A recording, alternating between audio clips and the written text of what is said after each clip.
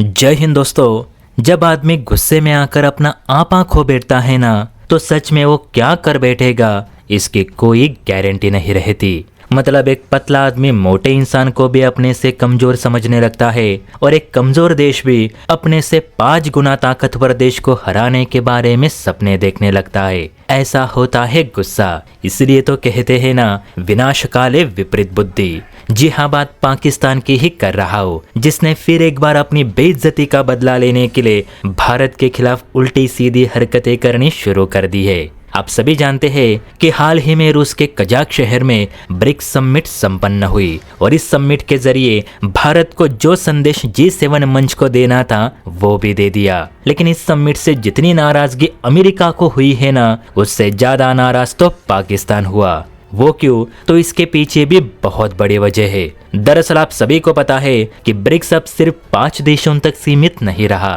तो अब इसका भी विस्तार किया जा रहा है, जिसके तहत सऊदी, यूएई, ईरान, अर्जेंटीना और इथोपिया जैसे देश अब ब्रिक्स के नए मेंबर्स बन चुके हैं। लेकिन इस मंच पर पाकिस्तान को कोई जगह नहीं मिल रही। पाकिस्तान चीन के साथ मिलकर शुरू से इस मंच का सदस्य बनना चाहता था, लेकिन कभी हो ना सका। इस बार भी तुर्की को सदस्यता मिली, लेकिन पाकिस्तान को नहीं, जिस वजह से पाकिस्तान का दिमाग और घूम गया। और इसी को लेकर खबर निकल कर आ रही है, जिसमें बताया जा रहा है कि ब्रिक्स में सदस्यता ना मिलने की वजह से पाकिस्तान ने गुस्से में आकर LOC पर अपनी बैटल टैंक रेजिमेंट डिप्लॉय करने के आदेश जारी कर दिए हैं। अब पाकिस्तान ऐसा इसलिए कर रहा है क्योंकि वो भारत को दिखाना चाहता है कि पाकिस्तान भी सैन्य मामले में भारत से कम नहीं।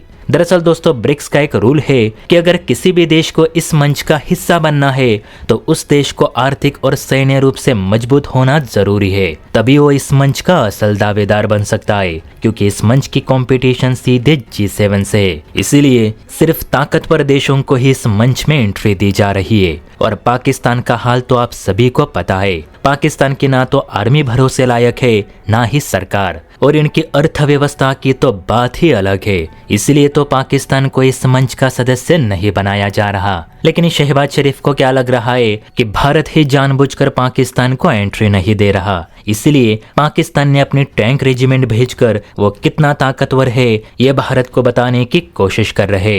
अब पाकिस्तान टैंक भेजे या चीनी कबाड़ JF-17, इससे भारत को तो कुछ फर्क नहीं पड़ता।